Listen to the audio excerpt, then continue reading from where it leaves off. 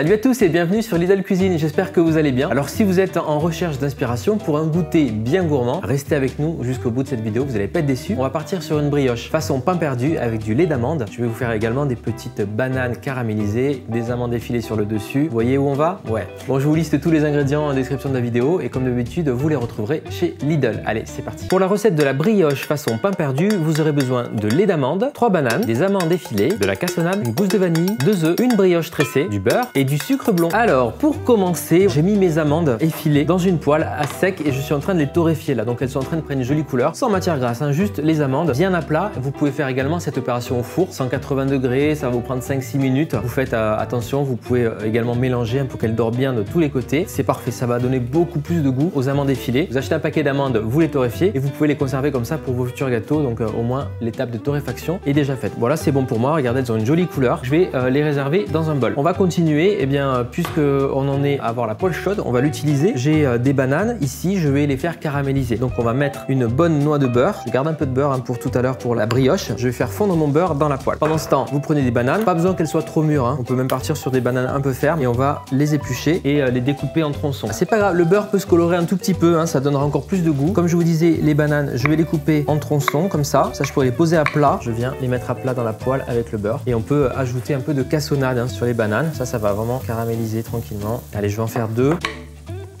N'oubliez pas, si vos bananes sont trop mûres, vous pouvez les recycler en banana bread par exemple, ou simplement les mixer pour faire de la purée et utiliser donc une demi-banane pour remplacer un œuf dans tous vos gâteaux, ça fonctionne. C'est une petite astuce recyclage, on essaye de faire attention. Pareil, un cassonade sur toutes les bananes. Si ça vous tente, n'hésitez pas à les faire flamber aussi après quand elles seront un peu plus cuites. Et pendant ce temps, on va préparer donc l'appareil. Tout simplement, je mets du sucre blond, les graines d'une gousse de vanille. On peut utiliser évidemment un sachet de sucre vanillé à la maison ou pourquoi pas de l'arôme de vanille, hein, de la pâte de vanille, tout ça, ça existe. Je mets avec mes sucres. On peut même mettre la gousse comme ça, elle va infuser dans le beurre. Ça participe au goût général du dessert, tout ça. Les bananes, on va les retourner au fur et à mesure. Quand elles commencent à cuire, on peut les retourner tranquillement. Alors pas trop, parce qu'on veut pas de la purée, hein. On veut qu'elle reste en morceaux. Bien faire attention à ce que toutes les faces de la banane soient cuites. Ça va assez vite, hein. Pendant ce temps, on va fouetter donc le sucre avec 2 œufs et la vanille.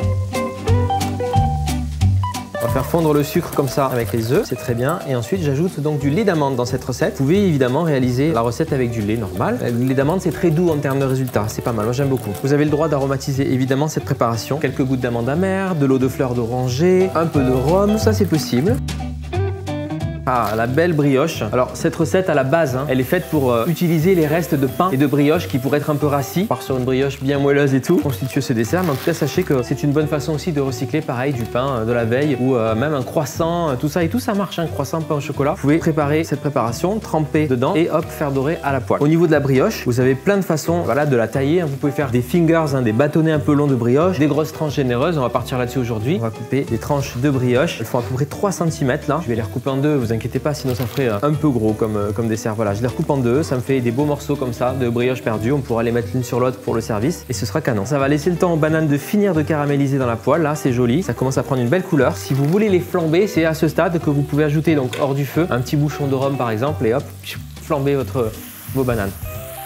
Il y a une odeur et puis avec la vanille, là, les petites graines qui restaient dans la gousse qui se sont réparties de partout, c'est pas mal du tout, hein. Allez, je réserve mes bananes, je les mets ici pour l'instant. Je garde évidemment tout le jus, le caramel et tout au fond de la poêle, venir mettre mes brioches. On peut garder la vanille toujours, la gousse de vanille, elle va servir jusqu'au bout, elle va parfumer le fond. Alors j'avais prévu un petit peu plus de beurre, mais je ne veux pas tout mettre parce qu'il y a déjà pas mal de choses dans le fond de la poêle. Alors je remets une noix de beurre pour faire dorer la brioche et c'est parti. Assurez-vous que c'est bien mélangé, entre temps. Je reprends une assiette, je trempe la brioche dedans, mettez bien tous les côtés de la brioche et vraiment ne laissez pas la brioche trop longtemps dedans. Vous mettez ça à côté pour l'instant, le temps que ça s'égoutte un tout petit peu. Vous voyez, j'égoutte un petit peu l'excédent. Et ensuite, dans ma poêle, donc j'ai le beurre fondu avec tous les arômes de banane, la vanille, le sucre et tout. Je vais venir disposer ma brioche tout simplement. On va la griller sur les 4 côtés. Ça va commencer à crépiter, vous allez voir. Ce qui est important pour la brioche perdue, c'est d'avoir du volume dans l'assiette. Donc prenez des belles tranches de brioche bien épaisses. On va retourner la brioche quand elle a doré. Vous faites une rotation, vous faites dorer sur les 4 côtés. Allez, on continue à retourner les brioches avec une petite pince ou une spatule. Comme je vous disais, c'est important de venir la faire dorer sur les 4 côtés. Ah là là là là, c'est beau. On va être bon là dans pas longtemps, c'est bien caramélisé tout ça. N'hésitez pas à remuer un petit peu la poêle pour que toutes les brioches bénéficient aussi du caramel qu'il y avait déjà dans le fond de la poêle. Et on va être bon là dans 30 secondes, on va pouvoir dresser. J'ai l'assiette, les bananes caramélisées,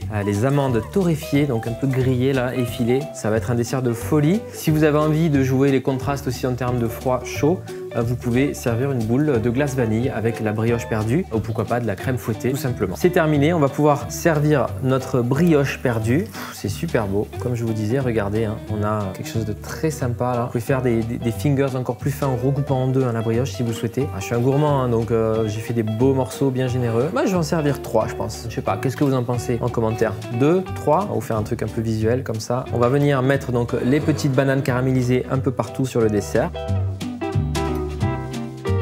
Ça irait bien aussi avec d'autres fruits, hein. Bien sûr, vous pouvez utiliser pour cette recette la mangue caramélisée, c'est top, pomme, poire, ça dépend de la saison, hein, de ce que vous aimez surtout. Et bien sûr, des amandes effilées de partout. La touche finale, un peu de sucre glace, c'est juste pour le contraste, c'est pas pour apporter du sucre en plus, hein. En plus, ça va bien tenir sur les amandes effilées en général. Si vous aimez ce dessert, ou au moins en tout cas visuellement par rapport à ce que vous voyez dans les vidéos, eh bien je compte sur vous pour mettre un pouce à la recette et laisser un petit commentaire super important, ça va être top. Là, ça va être ultra moelleux, un petit dessert ou un petit goûter facile à faire pour le week-end, c'est très bien ça. On vous attend bien sûr encore plus nombreux sur Lidl Cuisine, donc abonnez-vous si ce n'est pas encore fait. Un petit commentaire, un like, un partage. Allez, à très bientôt.